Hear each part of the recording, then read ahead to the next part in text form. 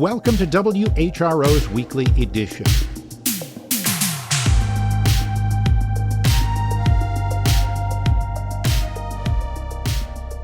Reconnecting Richmond, VCIJ's Lou Hansen had a chat with reporter Elizabeth McGowan about how some sweet federal grant money is breathing new life into a once thriving black neighborhood in Richmond. It's a story of reconnection, resilience, and a whole lot of community spirit. It was these mainly black communities, minority communities that got just bulldozed through by these highways. There is no one solution. There is no perfect solution. And WHRO's Barry Graham goes in search of peace in Hampton Roads. But first, this news update from NPR.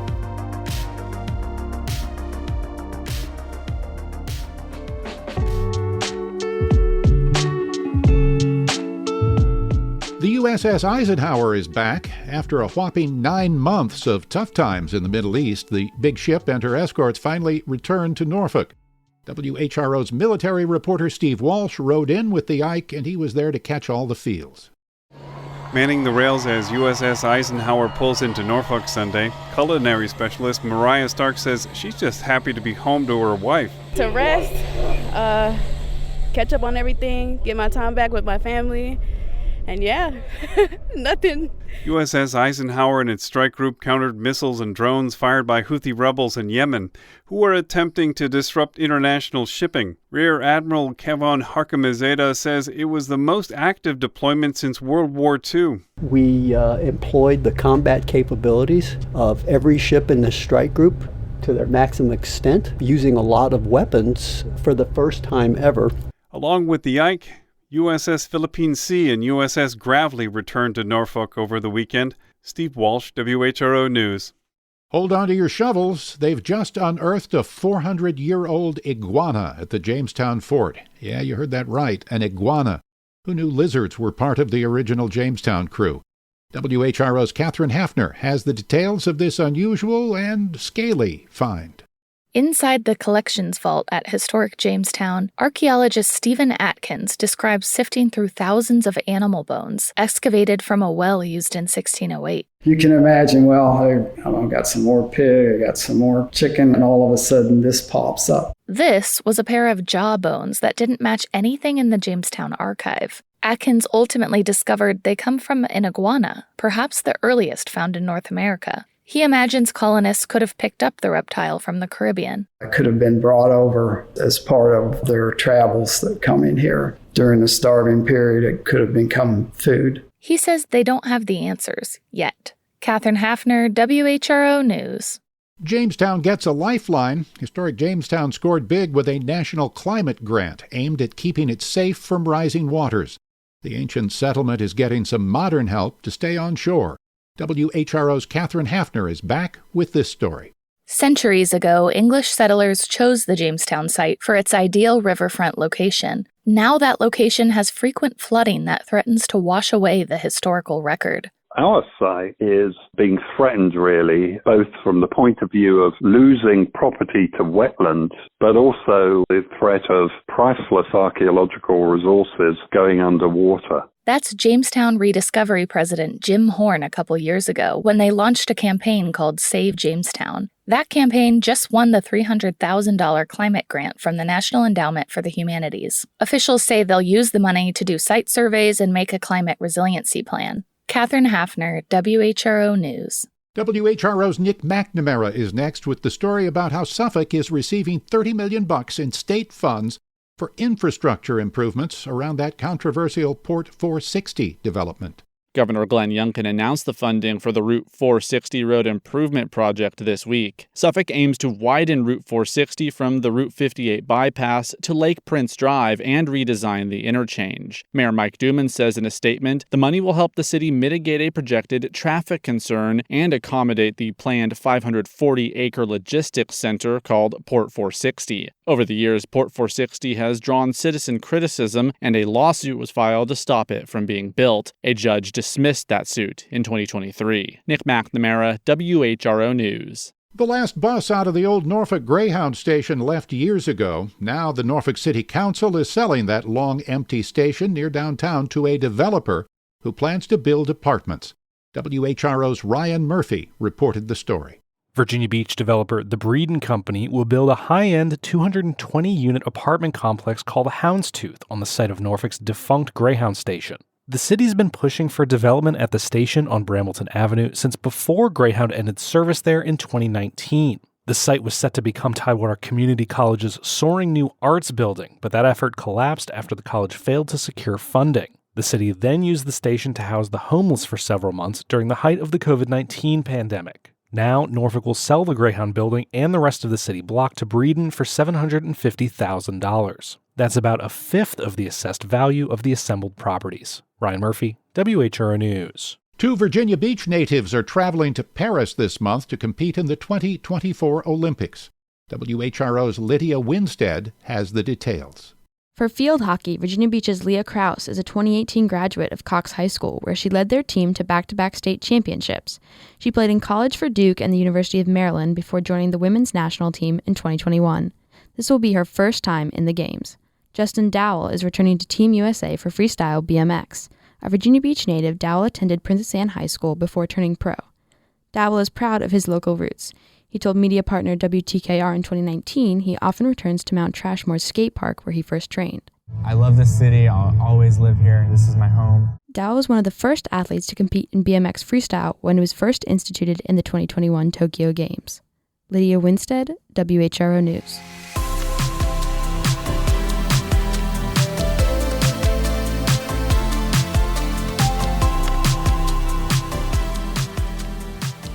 Jackson Ward in Richmond was once a thriving black neighborhood throughout the 20th century, but urban renewal caused highways to carve the area up. VCIJ's Lou Hansen sits down with reporter Elizabeth McGowan to discuss how, nearly 70 years later, more than $1 million in federal grant money is working to reconnect that community. Hi, I'm Lou Hansen, senior editor of the Virginia Center for Investigative Journalism at WHRO. This week I'm talking with Pulitzer Prize-winning journalist Elizabeth McGowan, who's writing a series for VCIJ about the impact that highway construction in Virginia has had on communities of color. In Richmond, the thriving Jackson Ward neighborhood was known as Black Wall Street and a Harlem of the South. But in the 1950s, the construction of an interstate highway, which would become I-95, intentionally split the community in half. A new federal grant could help remake and reconnect the historic neighborhood. Welcome, Elizabeth. You've done quite a bit of reporting on Jackson Ward in recent months. Tell us about its history. It has an impressive history, and it was a place where European immigrants settled, and then it started attracting, freed blacks who were looking at a place to put down roots. And after the Civil War, Richmond got edgy about having black people having a powerful vote, so they were contained. It became a political ward, so to speak. So it became a black community you had a civil rights attorney, Oliver Hill, who worked with Thurgood Marshall on Brown versus Board of Education. You have Maggie Walker, who was an entrepreneur, and one of the things she did was the first black woman nationwide to charter a bank. Bill Bojangles Robinson was one of the entertainers who came back. It was a happening place. You name it, something was going on there. Now there's a new program that's designed to reconnect those communities. So tell us, what is the Federal Reconnecting Communities Program, and what cities in Virginia have received grants? There are 2 communities, and that's why I chose to look at Norfolk first, and then we're looking at Richmond. It's look what we did across the country. It was these mainly black communities, minority communities that got just bulldozed through by these highways. There is no one solution. There is no perfect solution. But can we have a conversation about how to proceed? So what proposals are on the table for Jackson Ward? Basically, it would be a park-like expanse, a cap, a lid. And one of them would be just cover one block between North 1st and South James Street. The biggest one would go from North 1st to Chamberlain Parkway, and that could be about 5 acres, just to give people perspective on how much space you would have. Well, obviously, that's the most expensive, at least $400 million. The main goal is to have parks amenities, places for people to gather. That was the whole idea, and to celebrate Black culture. What did you hear from the community? Change makes people nervous. So I found one man, Gary Flowers, who has deep roots in Jackson Ward, and his home was one of the ones removed via eminent domain. He also gives tours of Jackson Ward. What was lost was large. We're talking, 1,000 homes, some businesses, and 7,000 people being displaced. There is still Jackson Ward there. Then I talked to David Lambert, who comes from a prominent Richmond family. His father served in the state legislature for decades, Benjamin Lambert, and he is trying to run a business. It's an optical shop, and he also does outreach to nonprofits to line children up with eyeglasses. He would love to have a bridge that would bring more people. He just feels like that highway just kind of tied a knot and basically choked off the north side. And he is just begging for vibrancy there. On the north side, we have an aging public housing community, Gilpin Court. What are the plans for Gilpin Court, and how does that play into a reconnect vision? It's in the review process. It is a plan to reinvent. It would raise all of Gilpin Court in phases so that people would be moved as new places would be built, they could be moved in. So the idea is to limit displacement as much as possible. So there would be commercial, there would be residential, and it ties into the Reconnect plan. They need to have more conversations with the neighbors. They need to have conversations about reparations, which keep coming up. It's a long process, but it just shows the power of what the potential can be, listening to people, hearing them, and acting. So we'll see how Richmond forges ahead. Well, thanks for all your in-depth reporting, Elizabeth. It's a fascinating story about Jackson Ward. To read more about it, go to vcij.org or WHRO.org. Thanks again, Elizabeth. You're welcome. Thank you.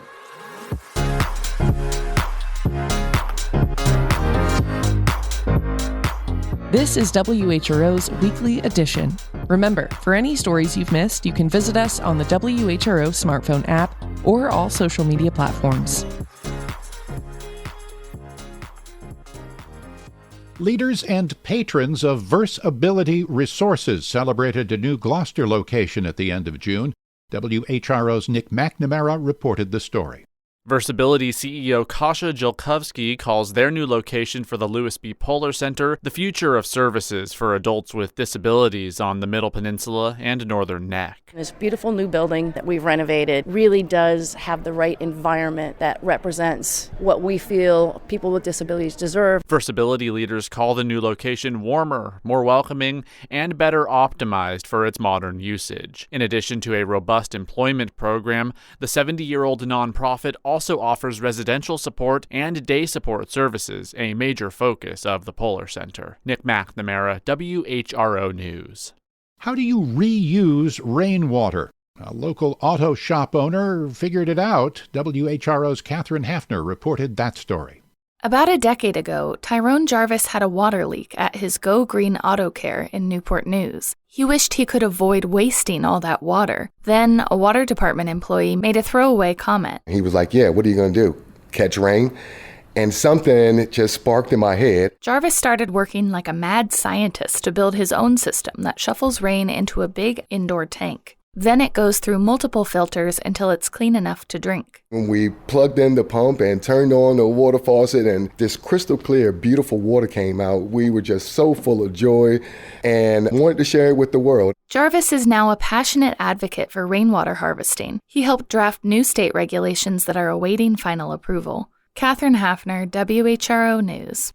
Hampton is reaching out to known short-term rental owners in the city this week. WHRO's Nick McNamara reports why. The city's new rules for the industry go into effect in September. Enforcement begins in October. Hampton Community Development Director Bonnie Brown tells WHRO the city wants to give operators a heads up. That informs them of what all the new regulations are and what the path is to come into compliance with those regulations. She says enforcement also means reaching the hundreds of suspected non-compliant rental owners in the city. Brown expects Hampton's 12 inspectors should be through a first sweep of them by summer of 2025. Nick McNamara, WHRO News.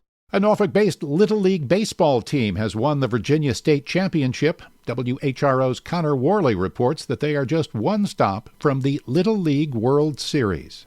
Gabriel Rapisardi felt everything click in a game earlier this year. The junior All-Stars faced bases loaded with no outs, give up a single run, and they'd miss out on regionals. Pitcher Jaden Williams dug deep and struck out the next 3 batters. The team went on to win the game in extra innings.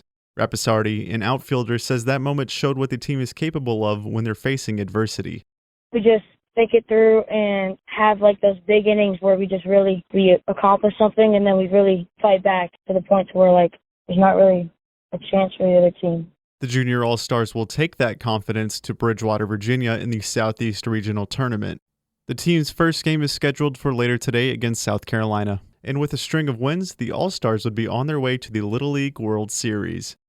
Connor Worley, WHRO News. It was tough to miss at the Virginia Beach oceanfront on Tuesday. A 20-foot inflatable pink IUD stood tall, making quite the statement. WHRO's Sienna Morales has the lowdown on what was an eye-catching and thought-provoking display. The giant intrauterine device, IUD for short, is on a nationwide tour to raise awareness about access to contraception. I am a birth control enthusiast. I have an IUD of my own, not as big as that one, of course, and I want to protect my right to continue to get IUDs. That's Julia O'Brien, a Richmond resident in town with the inflatable installation. Advocates say IUDs and other methods of preventing pregnancy are under legal threat. A bill protecting access at the state level was vetoed by Governor Glenn Youngkin in May, and a federal bill was blocked by the Senate in June. The IUD is headed to Richmond on Wednesday. Sienna Morales, WHRO News. Residents of Norfolk's South Side have raised concerns that they are not protected by the city's planned flood wall. The Army Corps of Engineers last year promised to try to change that with approval from Congress. WHRO's Catherine Hafner says many people are still waiting. The historically black communities of Berkeley and Compostela were left out of the floodwall plans because the Corps prioritizes the dollar value of structures when assessing projects. That puts lower-income areas at a disadvantage. Michelle Hamer with the Corps' Norfolk District says they now want a more holistic approach. You might have neighborhoods that are generational. They've been there, their families have been there. We can't always characterize that with numbers to justify it, but we can describe it. She says federal leadership has signaled support to do that type of reevaluation, but they can't start without funding from Congress, which wouldn't come until at least next year. Catherine Hafner, WHRO News.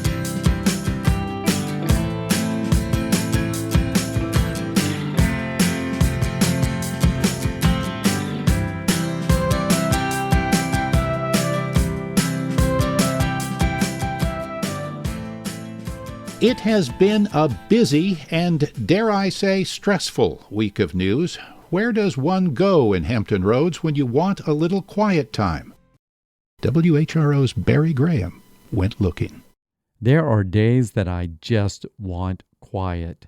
You know, no mufflers, jets, rumbling trucks. Years ago when I taught school, there were afternoons that I would get into my truck, and after being in the bombast of a high school atmosphere and hearing Dr. Graham every 30 or 40 seconds, I would drive home in total silence. Recently, I began to wonder, where does one go when one wants quiet in Hampton Roads? I decided to find a nice, quiet place. I knew it wasn't going to be easy. It's noisy around here. But there are quiet places. One is near my late father's house, near the Dismal Swamp, a former section of Highway 17, an 8-mile stretch through the woods. I dug out my bike and headed there last week.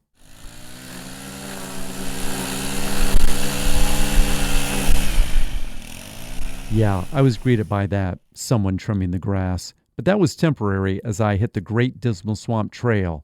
I met up with Jessica Cosmas, the Historical Services Manager for the City of Chesapeake. She said the trail was created out of a realignment of Highway 17, which led people down to the Outer Banks and Elizabeth City. In 2004, they were going to start realigning it and widening 17 to make it safer and more efficient. And the question came up of what we would do with the old 17. And originally it was suggested that we turn a multi-use path along the canal, and the project was able to find an advocate in elected official Randy Forbes, and he was able to find federal funding for this project to happen. We began biking along the trail. By the way, I don't like snakes at all. They're all poisonous and want to bite me. At least that's my philosophy. But I strangely don't freak when I see one on my ride, unlike when I would see them around my father's Deep Creek home. Maybe it's because I was engrossed in Jessica telling me some of the history of the swamp, including its strategic location as part of the Underground Railroad during the Civil War. Daniel Carr was born enslaved in Portsmouth, and there was a period of time where he was forced to move to North Carolina. He wanted to get back to see his wife and his children. He actually escaped through the swamp until he could get back up to Portsmouth and sneak onto a ship and go out of the Norfolk Harbor to Philadelphia. There's men like that, and John Nichols, who is another man who was enslaved in North Carolina. Him and his father and a band of other people went through the swamp up to Deep Creek, where there was a Union camp, and stay there and be claimed as contraband, and they were able to do some work for the federal forces. I asked Jessica why the swamp trail was a good place to experience quiet. I think the Dismal Swamp is a good, quiet place because it's so full of awe. I mean, I think every time I come here, I notice something different. The trees and the plants and the animals and the bird song, being able to immerse yourself in those details. Quiet really helps with that. You know what, I'm just loving this, just all the trees, flowers, and I'm not sure, I think we just saw a snake back there, and it's just so wonderful to be out here and enjoy all this great scenery, and it's just really amazing when you ride along and see all this. Yeah, another really good way to enjoy is just to be quiet, Barry. Oh, right. For WHRO News, I'm Barry Graham.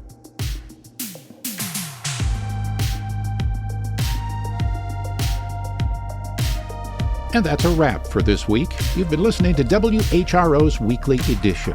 We had help today from Steve Walsh, Catherine Hafner, Ryan Murphy, Nick McNamara, Lydia Winstead, Sienna Morales, and Barry Graham. And Lou Hansen and Elizabeth McGowan with VCIJ. As always, thanks to Connor Worley, who produced today's broadcast. A reminder, you can always catch full episodes on the Weekly Edition podcast feed, and you can get your news updates at WHRO.org, the WHRO Reports podcast feed, and on the WHRO mobile app. For all of us at WHRO and WHRV, I'm Doug Boynton. Stay safe. Be well.